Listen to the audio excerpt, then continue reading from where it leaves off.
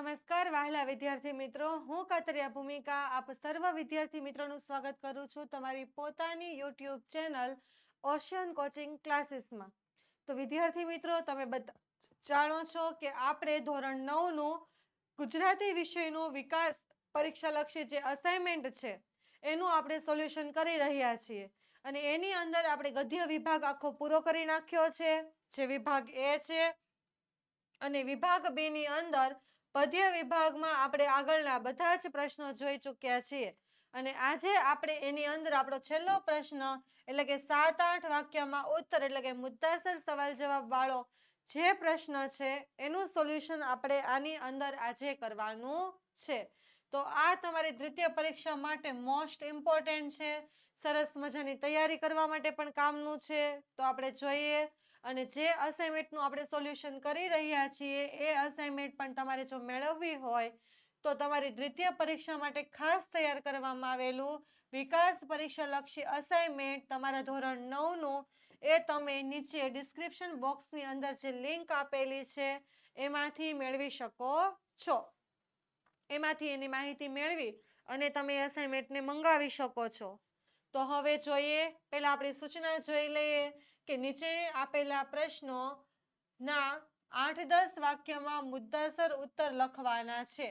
પ્રશ્ન 15મો પૂછાશે, એકના અથવામાં એક બીજો પ્રશ્ન હશે અને આના ટોટલ માર્ક્સ તમને 4 મળવાપાત્ર છે. એટલે 4 માર્ક્સનો સવાલ જવાબ છે. એટલે 4 માર્ક્સના આધારે તમારે આ સવાલનો જવાબ લખવો પડે. બરાબર. તો હવે આપણે એની અંદર જોઈએ, સૌથી પહેલા આપણું પદ્ય 13 એટલે કે 13મા કાવ્યમાંથી કેવા સવાલ જવાબ આની અંદર આવી શકે. આની અંદર જે મુદ્દાસર સવાલ જવાબ અસાઇનમેન્ટની અંદર છે તે તમારે ફરજિયાત પાકા કરી લેવાના છે. ચાલો તો જોઈએ. સૌથી પહેલો સવાલ કે રસ્તો કરી જવાના ગઝલમાં જોવા મળતી ખુમારી તમારે તમારા શબ્દોની અંદર વર્ણવવાની છે. તમારા શબ્દોમાં કીધી છે પણ આપણે ગઝલને આધારે જ એનું આખું વર્ણન કરવું પડે. અને બીજી વસ્તુ કે મેં તમને ગદ્ય વિભાગની અંદર પણ શીખવ્યું છે પહેલા પરીક્ષાના અસાઇનમેન્ટના સોલ્યુશનમાં કે આપણે જે 3 પેપરનું સોલ્યુશન મૂકીએ છીએ એમાં પણ શીખવ્યું છે કે 4 માર્ક્સનો સવાલ જવાબ હોય એટલે તમારે આવી રીતે કૃતિનું નામ, કર્તાનું નામ, એનો સાહિત્ય પ્રકાર અને એની મૂળ કૃતિ એટલે કે તમારા જે મૂળ કૃતિ કહેવાય એને તમે સંદર્ભ ગ્રંથ પણ કહેતા હશો. તો સંદર્ભ ગ્રંથ તમારે લખવો ફરજિયાત છે, જે તમારે નેક્સ્ટ યરમાં એટલે કે આવતા વર્ષે બોર્ડની પરીક્ષા માટે પણ ખૂબ જ કામનો છે. અને જે તમે જોડકા માટે આખી અનુક્રમણિકા પાકી કરો જ છો એ જ અનુક્રમણિકાનો ઉપયોગ તમારે આ મુદ્દાસર સવાલ જવાબની અંદર પણ કરવાનો છે. તો એ વાતનું તમે ખાસ ધ્યાન રાખજો. તો આ આપણે રસ્તો કરી જવાના વાળી ગઝલનો પ્રશ્ન છે એટલે એનું નામ લીધું છે કે કૃતિનું નામ શું? તો રસ્તો કરી જવાના. એના કર્તાનું નામ શું? તો અમૃત ઘાયલ. એનો સાહિત્ય પ્રકાર શું છે? તો ગઝલ. અને એની મૂળ કૃતિ શું છે એટલે શેમાંથી એ લેવામાં આવેલું છે?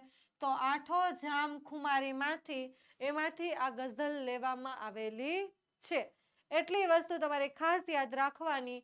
આ તમને જોડકા માટે પણ ઉપયોગી છે અને મુદ્દાસર સવાલ જવાબ માટે પણ ઉપયોગી છે. અને આમાંથી 1 માર્ક્સના સવાલ જવાબ પણ ક્યારેક ક્યારેક પૂછાઈ જાય છે. એટલે એ માટે પણ તમારે કામનું છે. તો હવે આપણે આ ખુમારીવાળો જે સવાલ છે એનો જવાબ જોઈએ. તો એની અંદર રસ્તો કરી જવાના ગઝલનું શીર્ષક જ કેટલું ખુમારી ભર્યું છે એ તમે જાણી શકો છો કે રસ્તો કરી જવાના એટલે એના ઉપરથી જ એમ થાય કે ગમે એવી મુસીબત આવશે અમે એને પાર કરી દેશું. એટલે એનું આ જે નામ છે ગઝલનું હેડિંગ છે એ જ ખુમારીવાળો. ખુમારી કોને કહેવાય? તો આપણે અંદર એક નવી તાકાત, એક નવી શક્તિ ભરી દે એને આપણે ખુમારી કહીએ છીએ. કે કોઈ વસ્તુ કરવા માટે કે લડવા માટે આપણે તૈયાર થઈ જતા હોય તો એના માટે ખુમારી શબ્દ વપરાતો હોય. અમુકને એ ખબર ન હોય પાછી ખુમારી એટલે શું. તો ગમે તેવી વિપરીત પરિસ્થિતિ આવે, ગમે એવું સંકટ આવે અને તેનો ઉકેલ ન જડે તો એનાથી મૂંઝાઈને શા માટે મરી જવાના? એટલે એનાથી મૂંઝાઈને અમે મરી જવાના નથી. એટલે કે મુસીબતથી હારીને અમે જરાય અટકી જવાના નથી. એનો કોઈને કોઈ ઉકેલ મળી જ જશે, કોઈનો કોઈ ઉપાય તો મળી જ રહેવાનો એવો વિશ્વાસ રાખવો અને હંમેશા મસ્તીમાં જીવવાનું, એટલે કે હંમેશા આનંદમાં રહેવાનું, આનંદમાં જીવવાનું અને થોડા ઘણા સત્કર્મો કરીને પણ જીવનરૂપી સમુદ્ર તરી જવાનો. થોડા ઘણા સત્કર્મો એટલે કે સારા કાર્યો કરીને આપણે જીવનરૂપી જે સમુદ્ર છે, જે દરિયો છે, એને આપણે પાર કરી જવાનો છે. અને કોણે કહ્યું કે એક પણ સત્કાર્ય કર્યા વગર જ આપણે મરી જઈશું? એવા આપણે નબળા તો નથી કે આપણે દ્વારા કોઈ પણ સારું કામ થઈ શકે નહીં. આપણે દુનિયાની તમામ વસ્તુઓ અને લોકોની લાગણીઓ પ્રાપ્ત કરીને જીવનને ભરી દેશું. એટલે દુનિયાની તમામ વસ્તુઓ અને બધા જ લોકોની લાગણીઓ, પ્રેમ, સ્નેહ એ બધાને આપણા જીવનની અંદર ભરી દેશું. કેટલાય દીપક સદૈવ પ્રજ્વલિત રહેતા હોય છે, એટલે કે જગતા રહેતા હોય છે, અને જીવનની આંધીઓમાં પણ એનો પ્રકાશ પાથરે. એટલે જીવનની આંધી એટલે અને દીપક એટલે કે આપણું જીવન. એટલે કોઈ પણ મુસીબત, કોઈ પણ સમસ્યા આવે તો પણ આપણે પ્રકાશ પાથરવાનું શરૂ રાખીએ અને જીવનની ગમે તેવી મુશ્કેલી પરિસ્થિતિમાં પણ વિચારરૂપી પ્રકાશના અજવાળા આપણે ફેલાવીશું. દુઃખની એકમાત્ર દવા એ શું છે? તો આપણું આત્મબળ છે. ખુદ ઉપર જ ખુદનો વિશ્વાસ. અને જીવનના દરેક જખમને અમી નજરથી રૂજાવી દઈશું. આપણે સ્વયં પ્રકાશ છીએ. સ્વયં એટલે કે પોતે જ પ્રકાશ છીએ. તો આપણે એવો દીપક નથી કે કોઈ બુઝાવે ને આપણે બુઝાઈ જઈએ. એટલે એવો દીવો નથી કે કોઈ ફૂંક મારીને ઓલવવાનો પ્રયત્ન કરે અને આપણે ઓલવાઈ જઈએ. હે કાળ, અમને તારો જરા પણ ભય નથી, એટલે કે ડર નથી, અને તારાથી જે પણ થાય તે તું કરી લે, કેમ કે ઈશ્વર જેવો અમારો ધણી, ધણી એટલે કે માલિક, ઈશ્વર એટલે કે ભગવાન જેવો અમારો માલિક છે. અમે એમ કાંઈ થોડા મરી જવાના છીએ, એટલે કે એમ અમે હારી જવાના નથી. એટલે ટૂંકમાં તમારે આ સવાલ જવાબની અંદર આ આખી જે ગઝલ છે એનો સારાંશ તમારે આની અંદર લખવાનો થાય. એના પછીનો નેક્સ્ટ જોઈએ તો વિદ્યાર્થી મિત્રો, આપણે શંખનાદ અંતર્ગત તમારા માટે most important, most IMP paper જે છે એ તૈયાર કર્યા છે. એ બધા જ વિષયના પેપર છે. ધોરણ 9 અને 10ના ગુજરાતના શ્રેષ્ઠ શિક્ષકો દ્વારા તૈયાર કરવામાં આવેલા. એની ખાસિયતો તમે જુઓ તો બધા જ પેપર બ્લુપ્રિન્ટ મુજબ તૈયાર કરેલા છે. દ્વિતીય પરીક્ષા માટે મોસ્ટ ઇમ્પોર્ટન્ટ, પછી બધા વિષયના પ્રશ્નપત્રો, એનું PDF દ્વારા સોલ્યુશન પણ તમારા માટે તૈયાર અને વિડીયો સોલ્યુશન પણ તમારા માટે તૈયાર કરવામાં આવશે. તો એ મેળવવા માટે તમે આપણો જે ઓશન કોચિંગ ક્લાસીસનો જે કોન્ટેક્ટ નંબર છે 7046222254 એના ઉપર કોન્ટેક્ટ કરી શકો. આપણી યુટ્યુબ ચેનલથી તો તમે બધા પરિચિત છો જ, અને આપણી એપ્લિકેશન જે છે એ પણ તમે ડાઉનલોડ કરી શકો છો પ્લે સ્ટોરમાંથી, ઓશન કોચિંગ ક્લાસીસની એપ્લિકેશન. અને આ પેપરો પણ તમે જરૂરથી મેળવી શકો અને તમે તમારી તૈયારીમાં ખૂબ જ ઉપયોગી છે. હવે આપણે આગળનો સવાલ જોઈએ, બીજા નંબરનો, કે કવિના આત્મબળ અને ઈશ્વર પ્રત્યેની શ્રદ્ધા રસ્તો કરી જવાના કાવ્યના આધારે તમારે સમજાવવાની છે કે એની અંદર કેવું આત્મબળ રહેલું છે, કે કેવી આત્મબળની વાત કરે છે, અથવા તેમની ઈશ્વર પ્રત્યેની શ્રદ્ધા કેવી છે, તો એ તમારે રસ્તો કરી જવાના એ કાવ્ય પંક્તિ કે ગઝલના આધારે તમારે સમજાવવાની છે. તો સૌથી પહેલા તો તમારે એની કૃતિનું નામ લખી દેવાનું, કર્તાનું નામ લખી દેવાનું, સાહિત્ય પ્રકાર લખી દેવાનો અને મૂળ કૃતિ એટલે કે સંદર્ભ ગ્રંથ લખી દેવાનો. ત્યારબાદ જોઈએ આપણે આનો જવાબ કે કવિનું આત્મબળ કેવું છે? તો અડગ છે. એટલે કોઈનાથી ગભરાઈ જાય, કોઈનાથી ડરી જાય અને પાછા વળી જાય કે મુસીબતોની સામે હારી જાય એવું એમનું આત્મબળ જરાય નથી. તેઓ ક્યારેય નિરાશ થતા નથી, એટલે કે ક્યારેય પણ કોઈ પરિસ્થિતિથી તેઓ હારતા નથી. પછી તો તેઓ કોઈ પણ પરિસ્થિતિમાં વિચલિત થતા નથી, એટલે પરિસ્થિતિને જોઈ અને ગભરાઈ જતા નથી કે ડગતા નથી. તેઓ સ્વયં જ્ઞાનરૂપી પ્રકાશ છે, તે ખુદ જ પ્રકાશ છે અને એમને દ્રઢ શ્રદ્ધા છે. એમને કેવી શ્રદ્ધા છે? તો દ્રઢ શ્રદ્ધા છે કે આ પ્રકાશ જ એમના જીવનમાં સતત માર્ગદર્શક બની રહેશે, કે આ પ્રકાશ જ એમના જીવનની અંદર માર્ગદર્શક એટલે કે રસ્તો બતાવનાર બની રહેશે. તેઓ કહે છે કે શું કહે છે તો જોઈએ કે આત્મબળ તો તમામ દુઃખની દવા છે. એટલે કે આપણું જે આત્મબળ જ છે એ જ આપણી બધી જ જે સમસ્યા છે, આપણી બધી જ જે મુશ્કેલી છે એની દવા શું છે તો ફક્ત ને ફક્ત આત્મબળ જ છે. પછી અડગ આત્મબળ હશે અને ઈશ્વરની અંદર દ્રઢ શ્રદ્ધા, પૂરેપૂરો વિશ્વાસ હશે તો દુનિયાની કોઈ પણ તાકાત તમારા જીવનને અંધકારમય નહીં બનાવી શકે. જો તમને તમારા ખુદ ઉપર વિશ્વાસ હોય અને બીજું ભગવાન ઉપર વિશ્વાસ હોય તો આ બે વ્યક્તિ ઉપર વિશ્વાસ હોય તો કોઈ પણ વ્યક્તિની એવી હિંમત નથી કે આવી અને તમારા જીવનને અંધકારમાં ધકેલી શકે અથવા કોઈ પણ પરિસ્થિતિમાં તમને હરાવી શકે. પોતાની મસ્તીમાં જીવન પૂરું કરવું છે અને તેમને કાળનો પણ ડર નથી. એ તો કાળને પણ લલકારે છે, એટલે કે ચુનૌતી આપે છે, કાળને પણ લલકારે કે તારાથી થાય તે કરી લે. આપણે ગઝલમાં ભણી ગયા છીએ, તારો સહેજે અમને ભય નથી, એટલે કે ડર નથી, તારાથી થાય તે કરી લે. મારી પાસે ઈશ્વર જેવો ધણી એટલે કે માલિક, પછી મને તારો ડર શાનો? કાળને મોઢે કહી દે કે ભાઈ મને તારો જરાય ડર લાગતો નથી.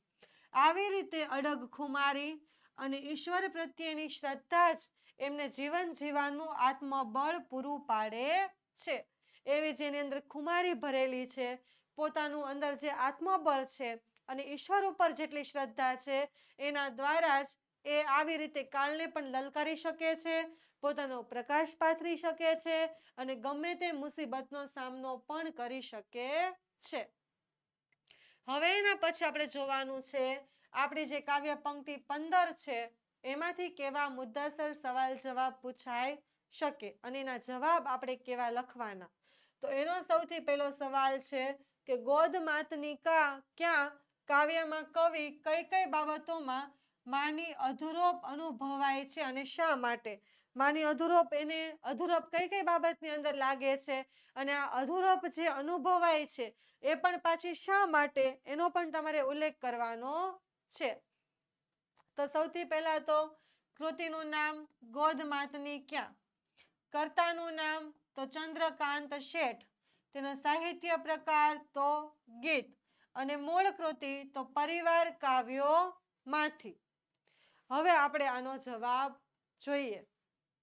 તો ગોદ માતની ક્યાં કાવ્યમાં કવિને આદિથી અંત સુધી માતાની મમતા માટેનો ઝુરાપો ચાલે છે, એટલે કે એની અધૂરપ લાગે છે શરૂઆતથી. આદિ એટલે શરૂઆતથી અંત સુધી. કવિ વિચારે છે કે જીવનમાં છત અને છત્ર મળશે પણ એમાં માતાની ગોદનો અભાવ અનુભવાશે. કે જીવનની અંદર શું હશે? છત હશે, ઘરની ઉપરની જે છત હોય, આપણી ઉપર છત્ર હોય, એ બધી વસ્તુ મળશે પણ એમાં શેનો અભાવ હશે? કમી હશે. અભાવ એટલે કે કમી. તો માતાની જે ગોદ છે એનો અભાવ, એની કમી એ લેખકને કવિને વર્તાશે. ઘરમાં સરસ મજાનો શયનખંડ હશે, સુવા માટેની પથારી, અને એની અંદર સુવાળી શૈયા પણ હશે, એટલે કે આપણી ભાષામાં કહીએ તો સોફ્ટ ગાડલું પથારી એવી શૈયા પણ હશે, પણ એની અંદર માતાની સોડની અનુભૂતિ થતી નથી. કે મમ્મીની સોડની અંદર આપણે છુપાઈને જે રીતે એના સાથે સૂઈએ એવો અનુભવ આપણને સુવાળી પથારીમાં કે એવી અનમોલ સરસ મજાના શયનખંડની અંદર આવતો નથી. જીવનમાં રસ્તા અને રાહીઓ મળશે, એટલે કે જીવનની અંદર અવનવા રસ્તાઓ પણ મળશે અને એ રસ્તાઓમાં ચાલવા વાળા આપણને રાહી એટલે કે સારા એવા મિત્રો પણ મળશે, પણ ત્યાંય માની હાજરી અનુભવવા નહીં મળે. ચંદ્ર સૂર્ય અને તારા પણ માની વાત્સલ્યપૂર્ણ આંખોની અધૂરપ ચાલે છે એટલે કે ચંદ્ર સૂર્ય અને તારા એ બધાની અલગ અલગ અનુભૂતિ લેખકને મળશે પણ એની સામે માતાની જે આંખોની અધૂરપ છે, આંખોને જોવાનું જે છે એ એને જરૂર અધૂરું લાગશે. પછી પલ્લવ અને પુષ્પોમાં પણ એમનો પાલવ દેખાતો નથી અને જીવનમાં મીઠા સૂર, તાલ અને સંગીત માણવા મળશે પણ એમાં એમને માતાનો પ્રેમાળ જે ટહુકો છે એનો જે સાદ છે એ એમને કોઈ દિવસ સાંભળવા મળશે નહીં, એટલે કે નથી મળતો. પછી એમને કાંઈ પણ વસ્તુની જરૂર પડે એ ક્યાંય પણ અટવાય તો એમને મદદ કરવા માટે 1000 હાથ તૈયાર હશે, પણ એ 1000 હાથની અંદર એ માતાના આલિંગન જેવી હૂંફ અને નિશ્ચિતતાનો ભાવ જે છે તે એમને ક્યાંથી મળશે? એ આવા 1000 હાથોની અંદર તેમને મળશે નહીં. ત્યારબાદ વર્ષાની હેલી ઉમટે છે, પણ એમાં માતાના હેતની હેલી તો શોધી જડતી નથી. એટલે કે વર્ષાની હેલીની અંદર માતાના હેતની હેલીનો સામનો થઈ શકે નહીં. કવિ ભર ઉનાળે તરસ છીપાવતી પાણીની પરબ સમી એટલે કે એના જેવી માની અનુપસ્થિતિ અનુભવે છે. કે ભર ઉનાળે એટલે કે ખૂબ જ તડકામાં, ખૂબ જ ગરમીમાં ચાલ્યા જતા હોય, તાપ સહન ન થતો હોય અને બહુ જ તરસ લાગી હોય અને તરસ છીપાવવા માટે રસ્તામાં જ ક્યાંક પાણીની પરબ મળી જાય, તો એવો માતાનો પ્રેમ છે. એવા ભર ઉનાળે એને પરબની જરૂર છે, એવી એને માતાની અનુપસ્થિતિ એટલે કે માતાની કમી એને અનુભવાય છે. તો કવિને ભર શિયાળે હૂંફ આપતી એ માતાની માયા જે છે એની અધૂરપ ચાલે છે, કારણ કે હવે એમની પાસે માં રહી નથી. આમ કવિની અનેક બાબતોમાં માની અધૂરપ અનુભવે છે. એટલે કે આની અંદર કાવ્ય પંક્તિની અંદર દર્શાવેલું જે અલગ અલગ દ્રષ્ટાંત છે કે શયનખંડ મળી જાય, રાહી મળી જાય, મિત્રો મળી જાય, પલ્લવ મળી જાય, પુષ્પ મળી જાય, ચંદ્ર સૂર્ય અને તારાને જોઈ શકીએ, તાલ સંગીતનો અવાજ માણી શકીએ, પણ આ બધી વસ્તુઓ દ્વારા એની સામે એને ખોયું કેટલું છે? માતાની વસ્તુઓ, એનો આનંદ, એનો પ્રેમ, એની ગોદ, એની સોડ, એનો પાલવ, એની સુગંધ, એનો અવાજ, આ બધી જ વસ્તુઓને એકબીજા સાથે સરખાવી અને માતાની મમતાનું મહત્વ સમજાવે છે. અને છેલ્લે ખાસ બે વસ્તુ કે જેમ ભર ઉનાળે તરસ છીપાવવા માટે પાણીની પરબ અને ભર શિયાળે હૂંફ આપતી એ માની માયા, આ બેની જેમ જરૂર પડે એમ એને માતાની અત્યારે અધૂરપ એને વર્તાય છે. તો એ પણ તમારે કાવ્ય પંક્તિ પ્રમાણે લખવાની થાય. ત્યારબાદનો એનો એ જ કાવ્ય પંક્તિનો બીજો સવાલ છે કે ગોદ માતની ક્યાં એ ગીતની વિશેષતા તમારે દર્શાવવાની છે કે આ ગીતની અંદર કઈ કઈ વિશેષતા દર્શાવવામાં આવેલી છે, આની ખાસિયત શું છે? તો સૌથી પહેલા તો ગોદ માતની ક્યાં, ચંદ્રકાંત શેઠ, ગીત અને પરિવારના કાવ્યોમાંથી આ 4 વસ્તુ લખી દેવાની. ત્યારબાદ આપણે આનો જવાબ જોઈએ કે ગોદ માતની ક્યાં ગીતમાં કવિએ આદિથી અંત સુધી માની મમતા માટેનો ઝુરાપો વ્યક્ત કર્યો છે અને કવિને દુનિયાની કોઈ પણ મૂલ્યવાન વસ્તુ એ માતાના પ્રેમ વાત્સલ્ય પાસે ફિક્કી લાગે છે. ફિક્કી એટલે કોરી, અર્થ વગરની, જરાય ગમતી નથી તેવી, જેમાં માતાનો હુંફાળો સ્પર્શ ન હોય, એનું મૂલ્ય શું? અને કવિ વારંવાર પ્રશ્ન પૂછે છે કે જીવનમાં તમામ પ્રકારની સુખ સાહેબી મળશે, પણ એ માતાની બરાબરી કરી શકશે નહીં. અને દરેક વસ્તુમાં માની ગોદ, પછી માની સોડ, માની રાહત, માની વાત્સલ્યપૂર્ણ આંખો, માનો પાલવ, માનો મીઠો સાદ, માની હૂંફ, માના હેતની હેલી, માની છાયા અને માની માયા, આ બધી વસ્તુ ક્યાં છે? એવો જ વારે વારે સવાલ કરે છે. બધી જ વસ્તુઓ એની વિશેષતા દર્શાવે છે અને સાથે માની પાસેથી આ બધી જ મળતી વસ્તુઓ છે એના વિશે પ્રશ્ન પણ પૂછતા જાય છે. અને એનો અભાવ એને સતત ચાલે છે એટલે કે એને ખટકે છે, એને ખાય છે, એનો અભાવ એને વર્તાય છે. અને માતૃ મહિમાને બિરદાવવા આ ગીતને કવિએ ઉપમા અને રૂપક અલંકારોથી સજાવ્યું છે. આની અંદર 2 અલંકારનો ઉપયોગ કર્યો. તમારે અલંકાર પણ 9મા ધોરણની અંદર તમે ભણ્યા જ હશો અને આ બંને અલંકાર તમારે ભણવા માટે આવે છે, ઉપમા અને રૂપક અલંકાર. તો આનો એમણે ઉપયોગ કર્યો છે. પછી ભર્યા ઉનાળે પરબ સરીખી, સરીખી એટલે સરીખી શબ્દ એ ઉપમાવાચક શબ્દ છે, એટલે આ વાક્ય ઉપમા અલંકારનું બને કે ભર ઉનાળે પરબ સરીખી માની માયા અને બારે ઉમટે હેતની હેલી, માની જેવા શબ્દો હૃદયને સ્પર્શી જાય છે. ગોદ માતની ક્યાંથી શરૂ થઈ હતી લયબદ્ધ પ્રશ્નાવલી, માની માયા માની ક્યાં એના આગળ જઈને વિરમે છે એટલે કે અટકે છે. ત્યારે એમ લાગે છે કે આ પ્રશ્નો નથી, પણ કવિના મનમાં ચાલતી માની અધૂરપ અને માનો જુરાપો છે. એની કમી જેના જીવનની અંદર છે એ અહીંયા વર્તાઈ રહી છે. આ ફક્ત સવાલો નથી, એ એમના આવા શબ્દો પ્રયોગથી તમને વર્તાઈ જતું હશે. ચાલો, એના પછી આપણે હવે જોવાનો છે પદ્ય 17મી જે કાવ્ય છે એમાંથી આપણને મુદ્દાસર સવાલ જવાબ કેવા પૂછાઈ શકે. તો એનો આપણે સૌથી પહેલો સવાલ લઈ લઈએ કે મારા સપનામાં આવ્યા હરિ કાવ્યના આધારે હરિમિલનની ઝંખના તમારે તમારા શબ્દોની અંદર વર્ણવવાની છે. હરિમિલનની ઝંખના એટલે કે ભગવાનને મળવાની એની ઈચ્છા કેવી છે એ તમારે તમારા શબ્દોની અંદર વર્ણવવાની છે. તો સૌથી પહેલા આપણે એનો આન્સર લખતા પહેલા કૃતિનું નામ લખી દઈએ કે મારા સપનામાં આવ્યા હરિ.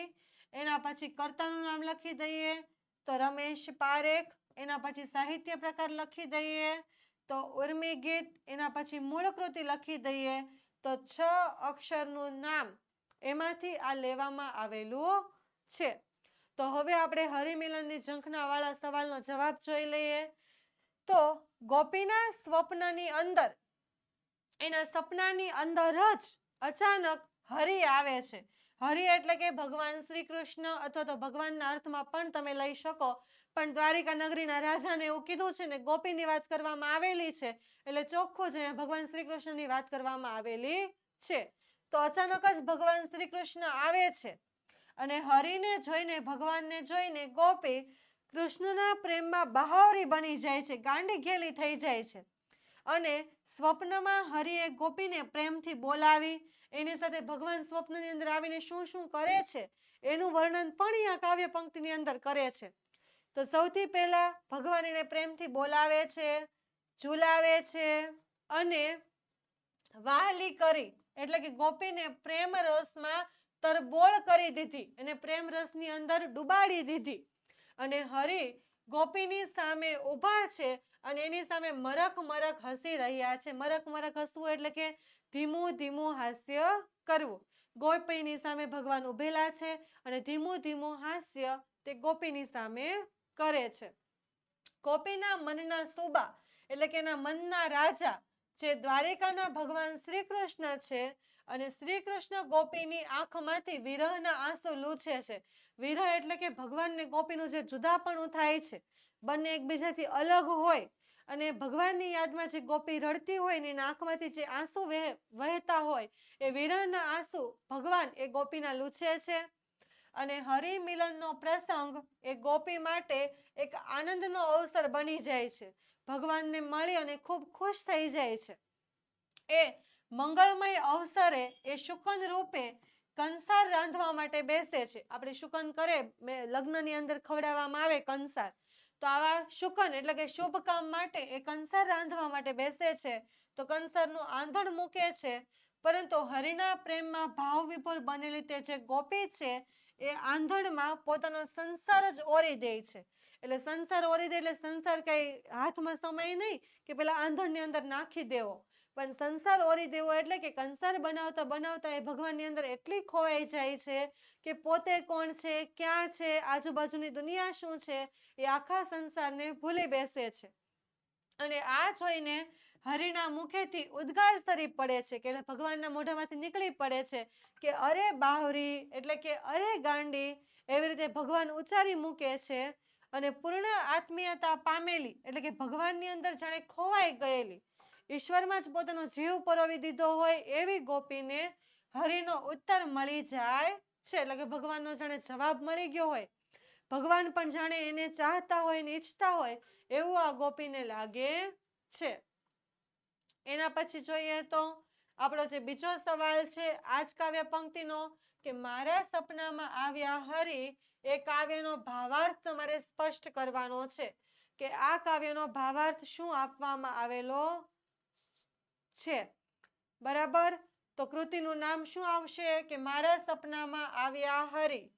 કર્તાનું નામ તો રમેશ પારેખ. સાહિત્ય પ્રકાર તો ઉર્મી ગીત. અને એનું મૂળ કૃતિ તો 6 અક્ષરનું નામ માંથી. અને આનો જવાબ આપણે એવો લખવાનો છે કે મારા સપનામાં આવ્યા હરિ, જે આપણો પહેલો સવાલ જવાબ છે એ પહેલા સવાલ જવાબના આધારે જ તમારે આ પ્રશ્ન તૈયાર કરવાનો છે. અને આની અંદર જો મારે સપનામાં આવ્યા હરિનો આખો ભાવાર્થ સ્પષ્ટ કરવાનો છે, એટલે એ ભાવાર્થની અંદર તમારે આ આખું જે ગોપીના સપનાની અંદર કેવી રીતે ભગવાન આવે છે, એનું વર્ણન કેવું છે, એનો જવાબ તમારે આની અંદર લખવાનો થાય. એના પછી હવે પ્રથમ પરીક્ષાના અભ્યાસક્રમમાંથી પદ્યની જે પંક્તિ છે 1, 3, 5, 7, 9 અને 11, તો એમાંથી આપણે જે સવાલ જવાબ પૂછાય છે એ મુદ્દાસર સવાલ જવાબ આપણે જોવાના છે. તો એની અંદર સૌથી પહેલી કાવ્ય પંક્તિનો મુદ્દાસર સવાલ જોઈ લઈએ કે કૃષ્ણનું રૂપ મહાશુભકારી છે એમ કવિ શા માટે કહે છે. તો જોયાનો જવાબ શું આવે? સૌથી પહેલા કૃતિનું નામ લખી દેવાનું કે સાંજ સમય શામળિયો. એના પછી કર્તાનું નામ લખી દેવાનું તો નરસિંહ મહેતા. સાહિત્ય પ્રકાર લખી દેવાનો તો ગીત કાવ્ય. અને મૂળ કૃતિ લખી દેવાની તો નરસિંહ મહેતાના કાવ્યોમાંથી. આ એનો સંદર્ભ ગ્રંથ છે, એમાંથી લેવામાં આવેલું છે. હવે એનો જવાબ જોઈએ કે સાંજના સમયે વૃંદાવનથી આવતા શ્રી કૃષ્ણનું રૂપ મનને મોહ પમાડનારું છે. એટલે કે મનને મોહ ઉદ્ભવે એવું એમનું રૂપ છે. કૃષ્ણના રૂપનું વર્ણન કરવાનું તો કૃષ્ણે મસ્તક ઉપર મોર મુંગટ ધારણ કરેલો છે. પછી તો કે એમના કાનની અંદર કુંડળ ઝૂલે છે અને શરીરે એમણે સરસ મજાના પીળા વસ્ત્રો એટલે કે પીળા પીતાંબર અને ફૂલની પછેડી પણ પહેર્યા છે. અને આ ફૂલની પછેડીમાંથી ચુવા ચંદનની સુગંધ પણ મહેકે છે. જેમ કે તારામંડળમાં શશિર ચંદ્ર શોભતો હોય, સુવર્ણ એટલે કે સોનાના અલંકારની અંદર જડેલો હીરો ઝગમગતો હોય, એમ ગોવાળોના વૃંદની વચ્ચે ગિરધર શોભી રહ્યા છે. અને કૃષ્ણનું આ મનમોહક રૂપ એ કવિના હૃદયમાં એકદમ વસી ગયું છે, ખૂચી ગયું છે. તો એમને મળવા માટે તેમનું મન જે છે એ વેગથી દોડે છે, એટલે કે ખૂબ જ સ્પીડથી એના તરફ ભાગે છે. અને કૃષ્ણે એમને વહાલથી આલિંગન દીધું, પ્રેમ કર્યો અને એમનું મન કૃષ્ણના મુખ સૌંદર્ય ઉપર વારી ગયું, એના ઉપર જ સમર્પિત જાણે થઈ ગયું. આથી કવિ કહે છે કે કૃષ્ણનું રૂપ એ મહાશુભકારી એટલે કે ખૂબ જ કલ્યાણકારી છે. ત્યારબાદનો સવાલ જોઈએ કે નરસિંહ મહેતાના મનમાં કોણ મોહ ઉપજાવે છે. તો આનો જવાબ જોઈએ તો સૌથી પહેલા તો આપણે જે લખીએ છીએ સાંજ સમય શામળિયો, નરસિંહ મહેતા, ગીત કાવ્ય અને નરસિંહ મહેતાના કાવ્યોમાંથી, એટલે 4 વસ્તુ કોમન લખી દેવાની.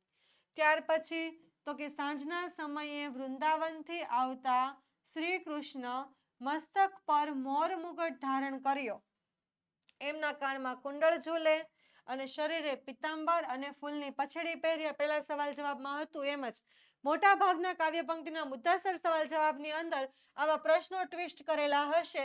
જવાબ તમારે લગભગ એકના એક જ આવતા હશે, કેમ કે કાવ્ય પંક્તિનો ભાવાર્થ જો તમને આખો આવડે તો તમે કોઈ પણ મુદ્દાસરનો જવાબ આવી રીતે લખી શકો.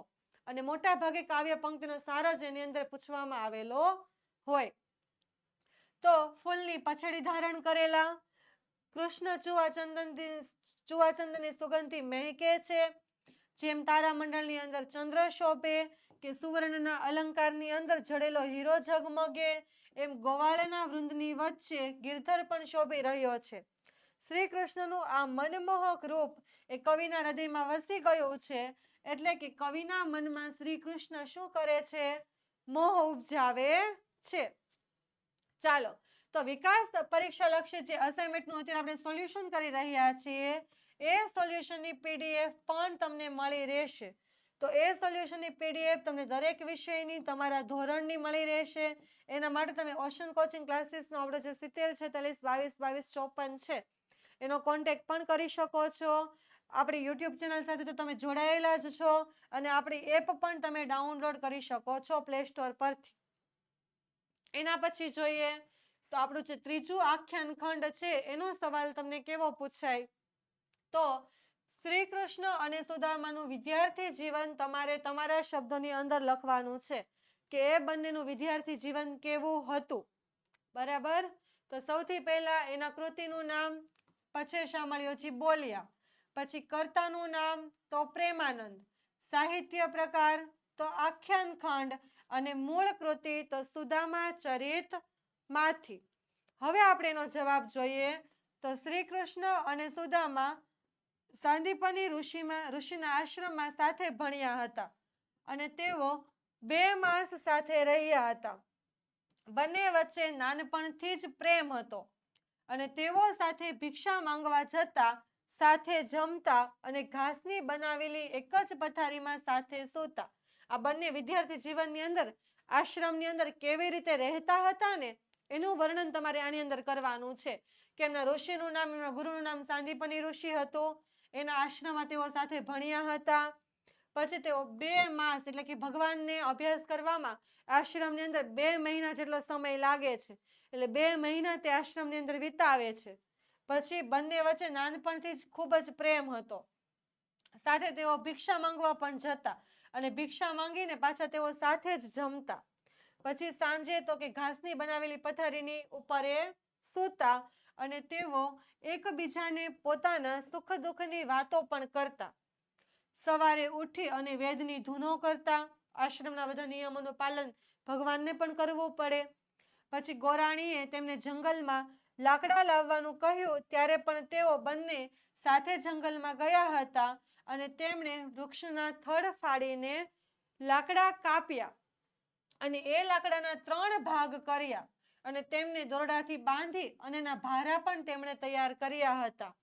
અચાનક એમાં મુશળધાર વરસાદ વરસવા લાગ્યો ત્યારે પણ બંનેએ એકબીજાનો સાથ છોડ્યો હતો નહીં અને શ્રી કૃષ્ણ સુદામા પાસે એ વાતનો એકરાર કર્યો કે સુદામાએ એને વિદ્યા શીખવી હતી. તો સુદામાએ પણ વિનમ્ર ભાવે કૃષ્ણની મહાનતા ગણી કે તો ભગવાન છે, એ ધારે કંઈ કરી શકે તો પણ એ મને મહાન બનાવે છે, એટલે એ મહાનતા ગણે છે.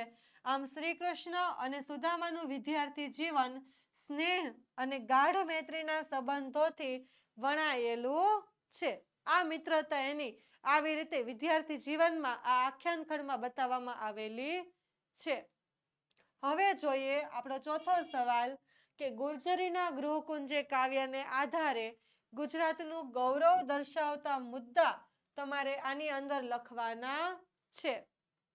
તો જોઈએ સૌથી પહેલા કૃતિનું નામ તો ગુર્જરીના ગૃહકુંજે, કર્તા તો સુંદરમ, એનો સાહિત્ય પ્રકાર તો ગીત અને મૂળ કૃતિ તો વસુધામાંથી લેવામાં આવેલી છે. એટલે તમારો સંદર્ભ ગ્રંથ બને વસુધામાંથી. હવે જોઈએ તો તમારા કાવ્યની સૌથી પ્રથમ પંક્તિ એટલે કે પહેલી પંક્તિમાં ગુર્જરીના ગૃહકુંજે અમારું જીવન ગુંજે કુંજેથી ગુજરાતના ગૌરવની ગાથા શરૂ થાય છે. ગુજરાતના ગૌરવની વાત શરૂ કરવામાં આવે છે અને કવિની જન્મભૂમિ પણ ગુજરાત છે અને કવિએ ગુજરાતને સ્વર્ગથી પણ ચડિયાતું કહ્યું છે કે સ્વર્ગ કરતાં પણ ચડિયાતું મારી જન્મભૂમિ ગુજરાત છે. અને ગુજરાતનું સૃષ્ટિ સૌંદર્ય ખરેખર મન ભાવન છે. મનને ભાવે, મનને ગમે. મન ભાવન એટલે કે મનને ગમે તેવું. શિયાળામાં સળગતા તાપણા ઠંડીમાં જેમ ઉષ્મા આપે એટલે કે ઠંડીની અંદર જેમ આવા તાપણા ગરમી આપે, વસંત ઋતુની અંદર કોકિલના ટહુકાથી સૃષ્ટિ જેમ ગાજી ઉઠે. આ બધી ઉપમાઓ આપેલી છે, ઉદાહરણો આપેલા છે કે અષાઢના મહિનામાં વાદળોના ગાજવીજ જેવી રીતે સંભળાય. કુદરતે ગુજરાતને ખેતરો, ડુંગરો, કોતરો અને નદીઓથી પણ શણગાર્યું છે. એટલે બધી જ કુદરતી સૌંદર્ય, કુદરતી સંપત્તિ ભગવાને આ ગુજરાતને આપી છે અને કુદરત જાણે પાનેતરમાં શોભી રહી છે. ગુજરાત અર્થાત એટલે કે એનો અર્થ એવો થાય કે વતનની માયાનો મમતાળુ સ્પર્શ જ માનવીને જીવન અને જીવવાનો સધિયારો આપે છે. આ છે ગૌરવવંતી ગુજરાત. એટલે કે ગુજરાતના ગૌરવ માટે કવિએ કાવ્ય પંક્તિની અંદર આવું વર્ણન કરેલું છે. એના પછીનો 5મો સવાલ છે. આ તમને તમારી રીતે પણ તમે લખી શકો કે તમારા બાળપણનો એકાદ અનુભવ તમારે તમારા શબ્દોની અંદર લખવાનો છે. પણ આ પૂછાણું છે શેના આધારે? તો ગુર્જરીના ગૃહકુંજે, સુંદરમ, ગીત અને વસુધામાંથી. એટલે એ 4 વસ્તુ લખી દેવાની. પછી તમે પ્રસંગ તમે તમારી રીતે પણ લખી શકો છો. તો અહીંયા મેં પણ એક પ્રસંગ લીધો છે કે આશરે 12 વર્ષની ઉંમરે હું અને અમારા કુટુંબના સરખી ઉંમરના ભાઈ બહેનો એટલે કે કઝન્સ બધા ભાઈ બહેનો વરસાદની મોસમ માણવા માટે માણાવદર ગયા હતા, જુનાગઢનું એક ગામ. અને અમારી સાથે વડીલો પણ હતા. માણાવદર ગામ એ પ્રકૃતિની ગોદમાં ફૂલ્યું છે અને ગામની નજીક ખળખળ વહેતી નદીમાં નાહ્યા. કાશ્મીરના ચિનારા બાગ તેમજ નિશાન બાગની યાદ અપાવે એવા અહીંના સુંદર બગીચા, એની અંદર પાછો ગુલાબ, મોગરો, ચંપો, ચમેલી વગેરે રંગબેરંગી ફૂલો જાણે સુગંધની મહેફિલ જમાવી હતી. પછી બોર, શેતુર જેવા અનેક ફળોથી આખી વાડી શોભતી હતી અને ખેતરોમાં શેરડીના રસને ઉકાળી એમાંથી ગોળ બનાવાતો હતો અને અમને સૌને રકાબીમાં સોના જેવો પીળો ગરમ ગરમ ગોળ ખાવા આપ્યો. વાડીમાં હરણા મુક્તપણે ફરતા હતા, સસલા નાચતા કૂદતા હતા, ઝાડ પર ખિસકોલી ઉછળકૂદ કરતી હતી, હૃષ્ટપુષ્ટ ગાયો અને ભેંસો બધી છાયા નીચે ઊભી હતી. પછી વાડીમાં આંબા ડાળે ઝૂલતી કોયલના ટહુકા, આ બધું ત્યાંનું વર્ણન છે. ગામના મંદિરના શિખર ઉપર બેસી મધુર સ્વરે રેલાતો મોર, આકાશમાં દેખાતું મેઘધનુષ અને વિશેષ તો પહાડ પરથી નીચે ઉતરતી નદીના પાણીને ઝીલતો મોર જાણે વર્ષાને વધાવવા પોતાના પીછા પ્રસારી નૃત્ય કરી રહ્યો હતો. કુદરતની અનેરી રમણીય સૃષ્ટિમાં વિહરવાનો એટલે કે ફરવાનો આ આનંદ અનેરો હતો એટલે કે અનોખો હતો અને એનો અમને અનુભવ થયો. એટલે કે કુદરતની આવી મજા માણવાનો અનુભવ માણાવદર ગામની અંદર એમણે કર્યો. એનું આખું વર્ણન કરેલું છે. એના પછીનો છઠ્ઠો સવાલ છે કે કામ કરે એ જીતે કાવ્યમાં વ્યક્ત થતું મહેનતનું મહત્વ એ તમારે તમારા શબ્દની અંદર લખવાનું છે. તો જોઈએ આપણે, તો આની અંદર કૃતિનું નામ કામ કરે એ જીતે, કર્તાનું નામ નાથાલાલ દવે, સાહિત્ય પ્રકાર ગીત અને મૂળ કૃતિ તો મહેનતના ગીતોમાંથી. હવે આપણે આનો જવાબ જોઈએ કે મહેનતનું મહત્વ કઈ રીતે દર્શાવવામાં આવેલું છે. તો જુઓ કે કામ કરે એ જીતે કાવ્યમાં કવિએ મહેનતનું મહત્વ સમજાવ્યું છે. કઈ રીતે?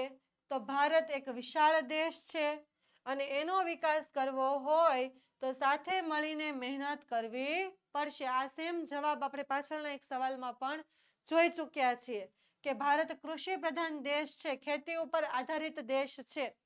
આથી સૌપ્રથમ આપણે ખેતરને ખેડીને સીમને સોહામણી કરવાની છે. આ વાક્ય ખાલી જગ્યામાં પણ પૂછાયું છે. અને નદીઓને જોડીને એના નીર ભારતના ખૂણે ખૂણે પહોંચાડવાના છે. એટલે જ ભારત દેશ એમની પ્રજા પાસે સામૂહિક મહેનતની અપેક્ષા રાખે છે. સામૂહિક મહેનત એટલે કે બધા સાથે મળી અને આખા દેશ માટે મહેનત કરે એવી ઈચ્છા, એવી અપેક્ષા કોણ રાખે છે? તો ભારત પોતાની પ્રજા પાસે એટલે કે દેશના લોકો પાસે રાખે છે. અને હાથમાં ત્રિકમ અને કોદાળી લઈ ખેતરો ખેડવાના છે અને ઘર ઘરમાં રેટિયા ચલાવવાના છે.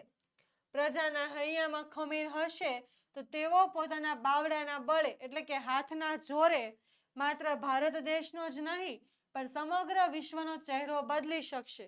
એટલે કે આખા વિશ્વનો વિકાસ કરી શકશે. અને દરેક વ્યક્તિએ સ્વાવલંબી થવાનું છે. સ્વાવલંબી એટલે કે પોતાના ઉપર જ પોતાનો આધાર રાખવાનો છે, બીજા ઉપર નિર્ભર રહેવાનું નથી. અને મહેનત કરીને પોતાનું સ્વમાન જાળવવાનું છે. જે મહેનત કરે છે તે જ જીતે છે અને તેની મહેનતનો જ જય જયકાર થાય છે. જે બેસી રહે છે, જે બીજા ઉપર આધાર રાખે છે એનો કોઈ દિવસ જય જયકાર કરવામાં આવતો નથી. ત્યારબાદ 7મો સવાલ છે કે પુત્રવધુનું આગમન ઘર માટે ઉત્સવ બની ગયું એમ કવિ શા માટે કહે છે? તો પુત્રવધુના આગમનની બધી વાત તમારે આની અંદર કરવાની થાય. સૌથી પહેલા તો આપણી કૃતિનું નામ છે પુત્રવધુનું સ્વાગત. એમના કર્તા છે મકરંદ દવે, એનો સાહિત્ય પ્રકાર છે ગીત અથવા તો મુખપાઠ, અને એમની મૂળ કૃતિ છે તો પરિવારના કાવ્યોમાંથી આ લેવામાં આવેલું છે. તો હવે આપણે ઉત્સવવાળા સવાલનો જવાબ જોઈ લઈએ કે પુત્રવધુનું આગમન એ ઘર માટે ઉત્સવ બની ગયું છે એમ કવિ કહે છે, કારણ કે પુત્રવધુનું આગમન એટલે લક્ષ્મીજીનું આગમન, એટલે કે પુત્રવધુને ઘરની લક્ષ્મી માનવામાં આવે છે. અને ઘરમાં પ્રવેશતા જ એણે ઘરમાં જાણે એક મીઠી સુગંધ ફેલાવી દીધી. એની આંગળીઓના સ્પર્શથી સૂની એટલે કે અડવી ભીતો પણ જાણે સૌંદર્યના શણગાર સર્જ્યા હોય એમ શોભી ઉઠી, અને એના શબ્દોમાં વહાલ વરસતું હતું, અને એણે વહાલથી સૌના હૃદય જીતી લીધા હોય એમ ઘરનું છત્ર છે, અને એ ઘરમાં પ્રવેશતા જ સૌને શીતળતા છાયડી સમી શાંતિની પ્રતીતિ થઈ, અહેસાસ થયો. અને અગાસીના ખુલ્લા આકાશની જેમ એણે ખુલ્લા દિલથી સૌને સ્વીકારી લીધા, બધાને અપનાવી લીધા. અને પિયર અને સાસરી એમ બે કુલને ઉજાળનારી આ પુત્રવધુનું આગમન એ ઘર માટે એક ઉત્સવ બની જાય છે. એના પછીનો 8મો સવાલ કે પુત્રવધુના આગમનથી ઘરમાં આવેલા પરિવર્તનોની નોંધ તમારે તમારા શબ્દોમાં લખવાની છે. તેમાં સૌથી પહેલા તો પુત્રવધુનું સ્વાગત, મકરંદ દવે, ગીત મુખપાઠ ને પરિવારના કાવ્યોમાંથી આ 4 વસ્તુ લખી દેવાની. ત્યારબાદ એનો જવાબ જોઈએ તો પુત્રવધુના આગમનથી ઘરમાં આનંદ છવાઈ જાય. પુત્રવધુ તો ઘરની લક્ષ્મી, એના આગમનથી ઘરમાં સો કમળની સુગંધ ફેલાઈ ગઈ. આંગણે આખા ઉત્સવનું વાતાવરણ સર્જાઈ ગયું, અને આજ સુધી ઘરની ભીતો જે સૂની હતી પણ એના આંગળીઓના સ્પર્શથી એ ભીતોએ જાણે સૌંદર્યના શણગાર સર્જ્યા, અને એણે વહાલ ભરી વાણીથી સૌના દિલ પણ જીતી લીધા. જે પાછળ આપણે જવાબ જોઈ ગયા તે જ. પુત્રવધુ તો ઘરનું છત્ર અને ઘરની છાયડી અને અગાસીનું ખુલ્લું આકાશ છે, એટલે કે સાસરીના કુટુંબની આબરૂનું ઢાંકણ, અને એની શીતળ છાયાની અંદર સૌ કોઈ નિશ્ચિંત છે.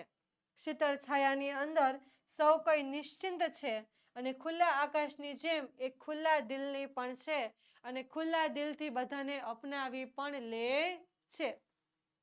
એના પછી જોઈએ તો મરજીવ્યા કાવ્ય પંક્તિ છે, એનો સવાલ જોઈ લઈએ. તો મરજીવ્યા કાવ્ય પંક્તિમાં મરજીવ્યા કાવ્યમાં વ્યક્ત થતો જીવન માટેનો દ્રષ્ટિકોણ તમારે તમારા શબ્દોની અંદર વર્ણવવાનો છે. તો સૌથી પહેલા લખવાનું કૃતિનું નામ મરજીવ્યા, કર્તાનું નામ પૂજાલાલ, સાહિત્ય પ્રકાર સોનેટ, અને મૂળ કૃતિ તો પારિજાતમાંથી. આનો સાહિત્ય પ્રકાર ખાસ યાદ રાખજો કે એનો સાહિત્ય પ્રકાર છે મૂળ કૃતિ છે પારિજાતમાંથી, અને સાહિત્ય પ્રકાર એનો છે સોનેટ. હવે આપણે આમાં વ્યક્ત થતો જે દ્રષ્ટિકોણ છે એના વિશેની વાત કરીએ તો સમુદ્રમાં છેક એટલે કે ઠેઠ નીચે સુધી એટલે કે તળિયા સુધી, તો સમુદ્રના તળિયા સુધી ડૂબકી મારીને મોતી લાવનારાઓને મરજીવ્યા કહેવામાં આવે છે. એટલે કે પહેલી લાઈનમાં તેની વ્યાખ્યા જ આપવામાં આવેલી છે કે સમુદ્રના છેક ઊંડાણ સુધી તળિયા સુધી ડૂબકી મારીને જે મોતી લાવનારા હોય એને શું કહેવાય? તો એને જ મરજીવ્યા કહેવાય, જે આપણું કાવ્ય પંક્તિનું નામ છે. અને તેઓ જાણે છે કે સમુદ્રના પાણી ઊંડા છે, અને એમાં પાછા અનેક હિંસક જળચર પ્રાણીઓ, જળચર પ્રાણીઓ એટલે કે પાણીમાં રહેતા પ્રાણીઓ એવા પણ જોવા મળશે. અને તેમ છતાં એમનું મન મક્કમ છે, એટલે કે મજબૂત મનવાળા છે. એ હિંસક પ્રાણીઓથી ડરી અને સમુદ્રમાં કૂદવાનો જે નિર્ણય છે એને બંધ રાખતા નથી. એમના હૃદયની અંદર ઉત્સાહ અને સાહસ છે, અને તેમના પર પ્રિયજનોની શિખામણની પણ અસર થતી નથી. એટલે સગા સંબંધીને પ્રિયજનો જેને શિખામણ આપે છે એની અસર પણ એના ચહેરા ઉપર વર્તાતી નથી, અથવા તેની શિખામણને પણ તે લોકો જે છે મરજીવ્યા એ સાંભળતા નથી. એમનું એક જ લક્ષ્ય છે કે આથી સહેજ પણ ડર્યા વગર તેમણે સમુદ્રની અંદર ઊંડા જવું, કે તેઓ જીવનું જોખમ ખેડે છે સહેજ પણ ડર્યા વગર, અને તેઓ મૃત્યુના મુખમાં પ્રવેશ્યા હોય એમ સમુદ્રના અંધકારમય તળિયા ખૂંદી વળે છે. પરિણામે તેઓ મણી મોતીનો અખૂટ ખજાનો મેળવી અને બહાર આવે છે. અને મરજીવ્યાની જેમ મનુષ્યએ પણ જીવનની અંદર ગમે તેવા સંઘર્ષનો સામનો કરવો પડે, ગમે એવી મુસીબતોનો સામનો કરવો પડે, તો એનાથી કોઈ દિવસ સહેજ પણ ડરવું જોઈએ નહીં. આવી આપણને કવિ શિખામણ આપે છે. અને મનુષ્યના મનમાં દ્રઢ નિશ્ચય હોય, તો હૃદયમાં ઉત્સાહ અને સાહસ હોય, તો તે પોતાના નિશ્ચિત લક્ષ્ય સુધી પહોંચી અને મણી મોતી જેવી કિંમતી વસ્તુઓ પણ મેળવી શકે છે. તો અહીંયા મરજીવ્યા છે, એની ઈચ્છા મણી મોતી મેળવવાની છે, તો એ મણી મોતી જેવી કિંમતી વસ્તુ મેળવી શકે. અને આપણે જીવનની અંદર સંઘર્ષ કરીને આપણો જે ધ્યેય હોય, આપણો જે ગોલ હોય, આપણે એને પ્રાપ્ત કરી શકીએ છીએ. એટલે આપણે પણ મરજીવ્યાની જેમ હિંમત રાખી અને નિશ્ચય પૂરો કરવો જોઈએ. એના પછી 10મો સવાલ, કે મરજીવ્યાની સફળતા પાછળનું રહસ્ય તમારે તમારા શબ્દની અંદર લખવાનું છે. તો ફરી પાછું એની અંદર આપણે પેલા મરજીવ્યા, પૂજાલાલ, સોનેટ અને પારિજાતમાંથી આ 4 વસ્તુ લખી દેવાની. ત્યાર પછી આપણે એનો જવાબ જોઈએ કે ભાઈ કેમ એ સફળ થાય છે, એનું રહસ્ય શું છે? તો એમની હિંમત. તો જો મરજીવ્યા સમુદ્રના તળિયાથી મણી મોતીના ખજાનો મેળવવામાં સફળ થાય છે, કારણ કે એ દ્રઢ નિશ્ચય છે. એ પોતાના નિશ્ચય ઉપરથી ફરતા નથી, અને એમના હૃદયની અંદર ઉત્સાહ અને આંખોની અંદર તેજ છે. મરેલા ડરેલાની જેમ પણ તેઓ જતા નથી. એમના અંગે અંગની અંદર અથાગ બળ છે. એમને જોતા જ તમને એમ થાય કે આ ગમે તે કરી શકશે, ગમે તે કરવા માટે તૈયાર છે. અને તેઓ પ્રિયજનોના આંસુ કે શિખામણથી સહેજ પણ વિચલિત થતા નથી, કે ગભરાતા પણ નથી. અને એમને સમુદ્રની વિકરાળ અફાટ ગર્જનાનો પણ ડર લાગતો નથી. ગમે એવો રુદ્ર સ્વરૂપ હોય સમુદ્રનું, તો પણ એનાથી ગભરાતા નથી. તેઓ સાહસી છે, હિંમતવાન છે, એટલે જીવનું જોખમ ખેડવા માટે તેઓ તૈયાર થયા છે. અને મૃત્યુના મુખ સુધી પણ પહોંચવાનું બીડું ઝડપે છે. એને ખબર જ છે કે અમે મોતના મુખમાં જઈએ છીએ, અમે પાછા આવીએ પણ અને ન પણ આવીએ તો પણ એ ત્યાં જવા માટે તૈયાર થાય છે. એટલે આ સાહસિક મરજીવ્યા સમુદ્રના તળિયા ખૂંદી વળે અને મણી મોતીના અમૂલ્ય ખજાનો લઈને બહાર આવે, તો આ મરજીવ્યાની સફળતા પાછળનું રહસ્ય એમનામાં રહેલા ઉમદા ગુણો છે. કે એક વખત એણે જે